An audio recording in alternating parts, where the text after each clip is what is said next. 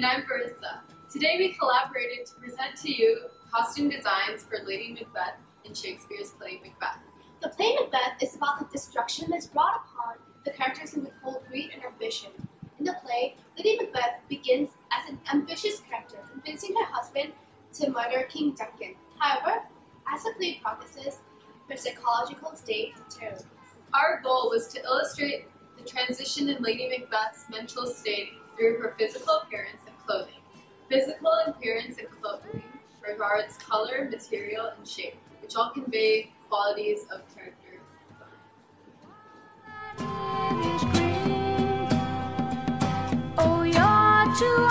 So this is the first costume design of Lady Macbeth from Act 1, Scene 7.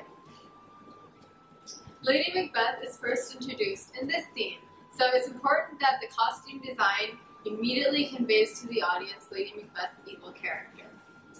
Lady Macbeth wears a deep red dress symbolizing her dubious nature, which she demonstrates in the following line. Have plucked my nipple from his boneless gum, and dashed the brains out, had I so sworn that you'd done to this. The theme of people not always appearing as they seem, which was introduced by the witches in the opening scene chanting fair is foul and foul is fair, applies to Lady Macbeth as well.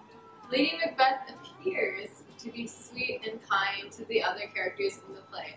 However, the audience knows of her true dark nature, which is why in the costume design, it was decided to have her inner layer of the dress be a black color, which symbolizes her true, more cruel self. Lady Macbeth also attributes qualities of masculinity, as seen through the line in Scene 5, calm you spirits that tend on mortal thoughts, unsex me here, take my milk for gall. Lady Macbeth also has more authority over her husband. In order to convey Lady Macbeth's masculinity and power, her hair was arranged in a tight bun over her head. The shortness of her hair resembles a boyish look, whilst the structure of bun represents Lady Macbeth's complete control. The ring reflection of the overhead light on Lady Macbeth's head symbolizes a crown, which reveals that she holds herself like a queen and foreshadows her future as queen. Furthermore, Lady Macbeth's posture is held high, and her bone structure, such as cheekbones, are strong, accentuating her control and authority. So this is the costume design for Lady Macbeth in Act 2, Scene 2, after she has successfully convinced her husband to murder the king, and she has finished off his duty.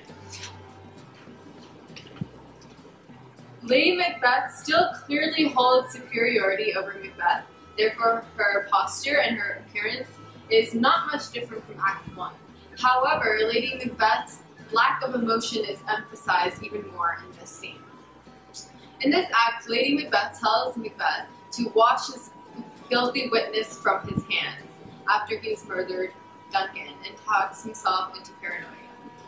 We can see here that in contrast to Macbeth, Lady Macbeth treats guilt as something very easy to wash off.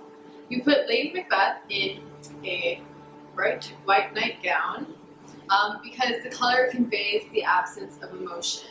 Furthermore, the streaks of light blue accents conveys the coldness of emotions, and all these elements coupled with the lighting will further convey how cold Lady Macbeth is. The nightgown is made out of silk because silk hangs onto her petite body. We can clearly see her broad shoulders, which heightens the sense of both masculinity and control. Lady Macbeth later shows her inner violence and lack of guilt in line 68, where her hands are of Macbeth's color, red, blood, but she's shamed to wear a heart so white. Instead of being overwhelmed with sinful feelings, she maintains her sanity well. In fact, she would be ashamed to be so good and so sympathizing, so white like how Macbeth is. To represent her lacking of emotion, we kept her face and posture high to radiate her confidence, though there's blood, the symbol of guilt and violence splattered on her face and pretty much her body. Lady Macbeth also rests her bloody right hand on her hip as if she's unaware that her hands is unclean. She's not bothered that her nightgown might be contaminated with blood, the same way that she's not bothered by guilt. She also holds the bloody dagger, a mortal instrument, carelessly with the tip pointing downward, showing that she is not bothered by violence. The sleeves on her nightgown are cut in a wavy pattern, foreshadowing the wavering in Lady Macbeth's emotion. Nevertheless, wavy sleeves also appear in traditional women's clothing, which hints that Lady Macbeth still has some lady elements.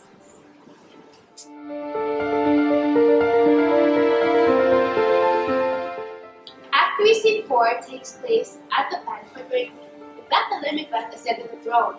Lady Macbeth appears in a green velvet dress, the color representing greed and ambition. Lady Macbeth's hands are half hidden in the sleeves, illustrating that she's hiding what her hands have committed. The material of the dress, which is velvet, and the color of gold, which appears on her dress and her earrings, accentuate wealth and prosperity after she succeeded the throne. Furthermore, Lady Macbeth wears crimson lips conveying power. Though she became the queen, in this scene, she loses control. She begins to lose control over Macbeth as he becomes more masculine, very unstable and violent. Previously to this scene, he acted upon his own decision to kill his best friend, Banquo. Lady Macbeth was not involved in this decision, which That's shocking. it starts her descent into not having any control over her husband. He also begins to call her feminine names such as love, dear wife, revealing her femininity. Furthermore, Lady Macbeth starts to call him my lord and giving him very uplifting and high standard names, which suggests that Lady Macbeth has more power over Lady Macbeth. Therefore, we enhanced her breasts and gave her more of a hourglass look, as well as let her hair down to introduce this transition from masculinity to femininity.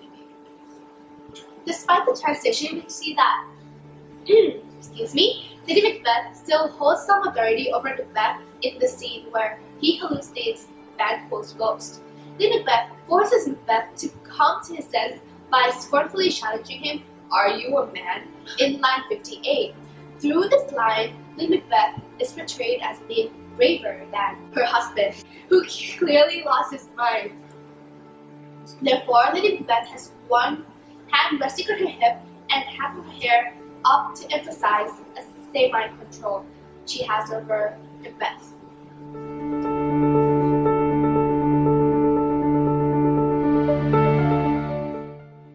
In Act 5, Scene 1, Lady Macbeth displays evidence of her psychological breakdown, where guilt begins to consume her mind. There is a switch in power between Lady Macbeth and Macbeth as the king begins cutting the queen out of his decisions. Lady Macbeth is no longer in charge. Therefore, Lady Macbeth's hair is no longer held in a tight bun, but is let down and messy, conveying her loss in power and control.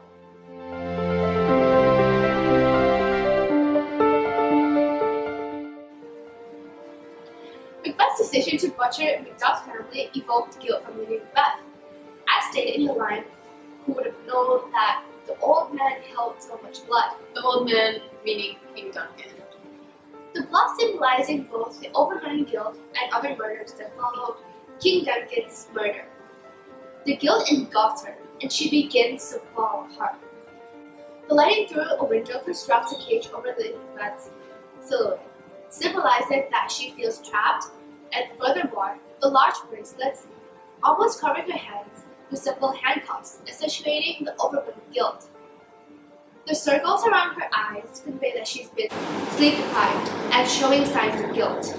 As demonstrated earlier in the play with Macbeth, says, "By killing the king, I have killed Sleep."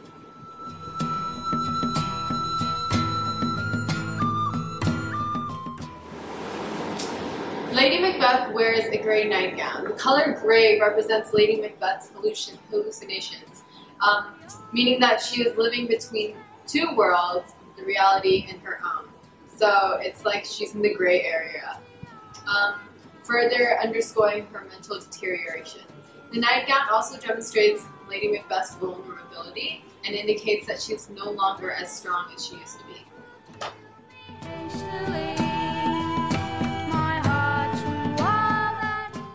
Towards the end of the play, Lady Macbeth dies as a result from the overwhelming guilt.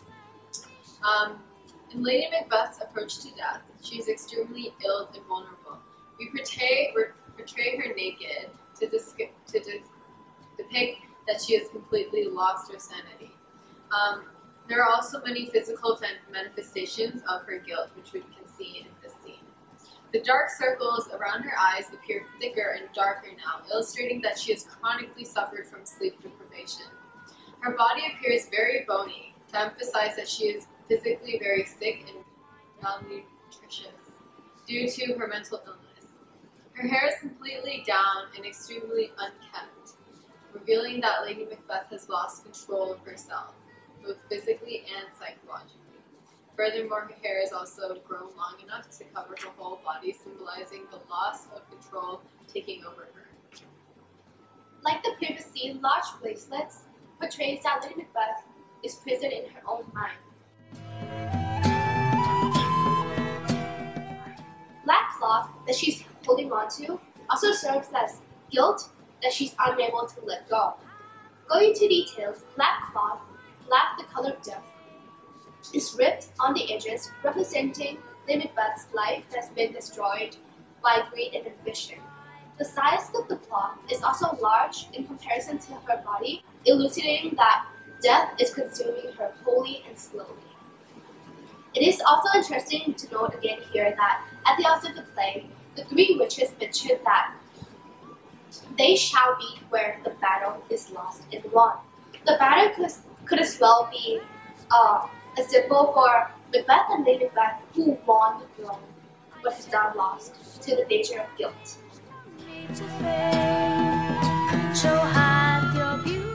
Shakespeare explores the theme of ambition and greed through the character of Lady Macbeth. Lady Macbeth started off as a very powerful and successful character who, however, deteriorates over time. A human's mental state is highly linked to their physical appearance, and with the right costume design, we clearly distinguish between someone who is overwhelmed with ambition and someone who has fallen into the clutches of guilt. That's it for today, guys! And thanks for tuning in! Cheers to Lady Macbeth! Have a good day!